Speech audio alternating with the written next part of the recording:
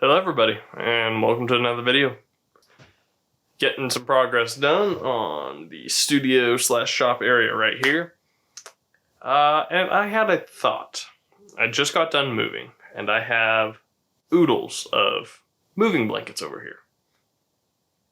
Now I've heard that moving blankets can make fairly good acoustic blankets.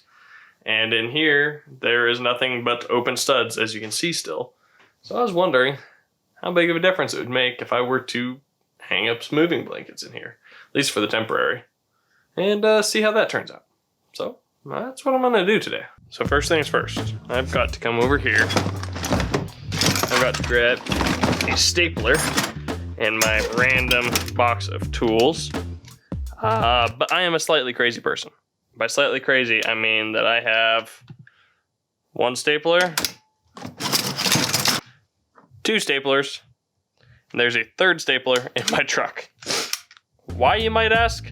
Well, because I'm a crazy person, that's why. So I actually do have a decent reason for having multiple staplers like this. First time was only because I actually didn't know where the original was. Second time is because I needed a stapler that could staple something else. This one is actually pretty cool. It's a Bonder 3-in-1. Which is pretty neat. It can actually shoot little tiny brad nails, although they don't really go in. I wonder if there's anything in it. Yep, there's staples in that.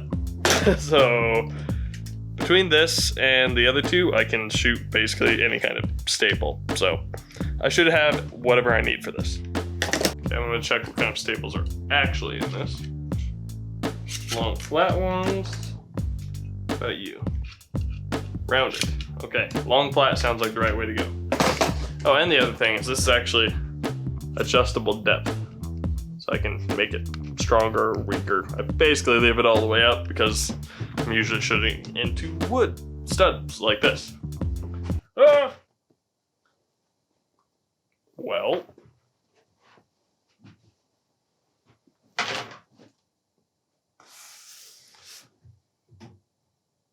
That was convenient timing to be able to catch that.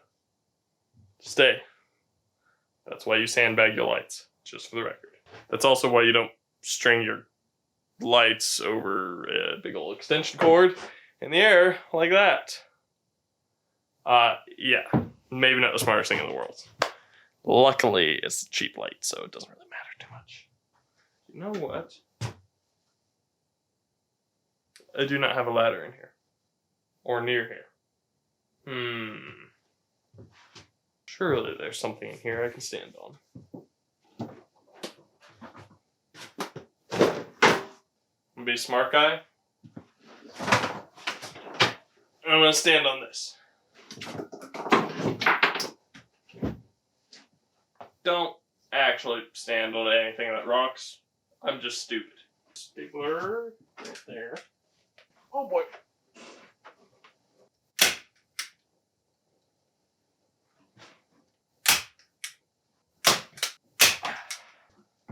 Ta-da! Blue backdrop. What do you think? Can you tell the difference yet? I can't. So, I know you're supposed to hang those with a gap between the blanket and the wall in order to maximize efficiency, but I've still got to keep all the space open so I can finish going through that nonsense right there, among other things, and I figured this will actually get the blankets out of the way, so don't hate. I know I'm not doing it right. I don't really care. You know, that's the only spot on that side of the wall I can get to because of all that nonsense over that away. Yeah. There may or may not be things in the way. I have an idea. I'm going to test it. So I've got all these open trusses going across, and I want to come over one truss or maybe two trusses and hang another blanket, and then hang a third blanket, maybe a fourth one, and then bring you guys in this building I've made of blankets with me, and we'll see how great it sounds. Now keep in mind, I am using a $20 Takstar on-camera shotgun mic that is, decent for the price of $20, so take that with a grain of salt. To be honest, I'm surprised I haven't biffed it standing on this yet. There we go. Hold another one up. With that one, I can actually tell a difference. It's a little bit strange. The corner of the building that direction with some metal shelving in it, I think I hear reverb off of the metal shelving. Sounds quite strange. And over here is actually deadened. There's not really any reverb from over there. It's kind of odd how quickly that worked. Let's do a little bit of a halfway test here. Off the tripod. Now coming over here to metal shelving corner. This is what it sounds like, talking up and around, and then into the sound deadened corner over there.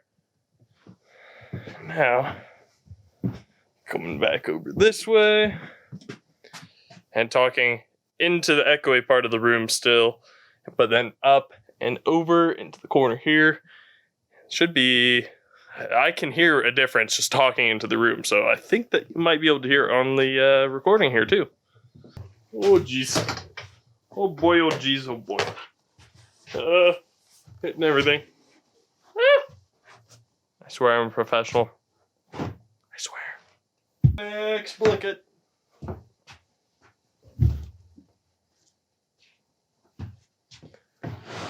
gonna do this one this way. Oh boy, that was close. No, you bastard. That doesn't want to stay, of course, on the tippiest part. Yeah, there we go. Oop. You even see that? Yeah, you can kind of see it. Stay. Stay. Doesn't want to stay. There we go. That's a little bit better.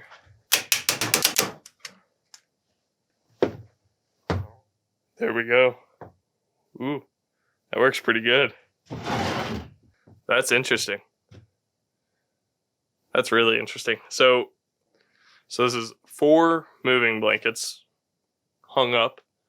They are at the top of the ceiling height. So the top's 8 foot.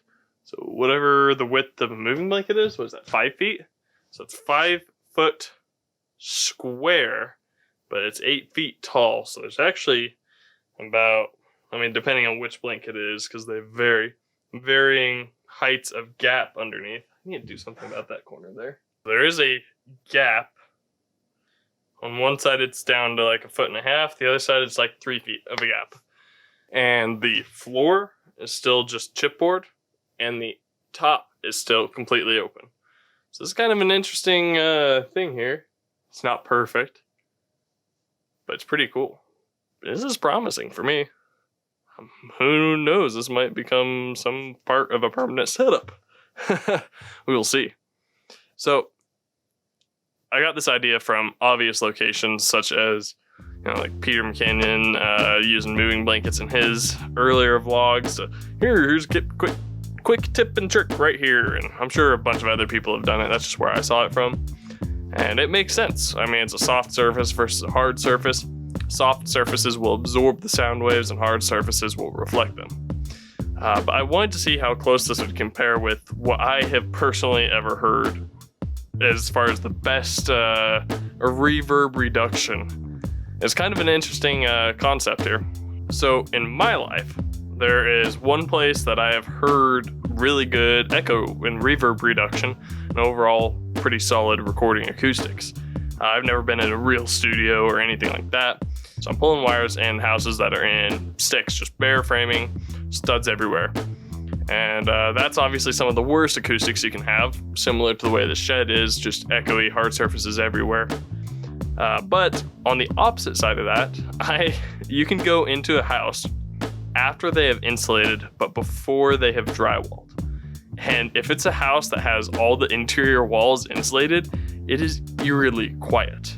Like normally you'd be walking around, if you have like heels or wearing boots or something, you'd hear a little bit of an echo. Because of the batt insulation and all the walls everywhere, it absorbs so much of the noise. It's really quite eerie.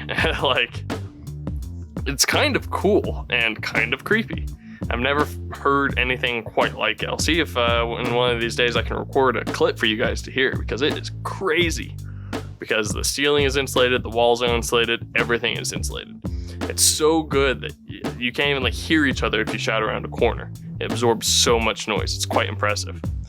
And if there weren't a lot of downsides with leaving bare insulation everywhere, that's actually a decent way to get effective sound reduction. For a little while, a couple videos, I think back in the day when I was building the room in my last place, building the studio in the last place, I did have some bare insulation and it sounded great. It worked great. Obviously, you can't leave it like that. Insulation isn't something you want exposed. There's health hazards involved. But this is pretty good for just quick throw up, staple them on the studs kind of thing. So I'm just gonna call this the cheapest sound booth in the world, and you guys be the judge if it sounds good or not.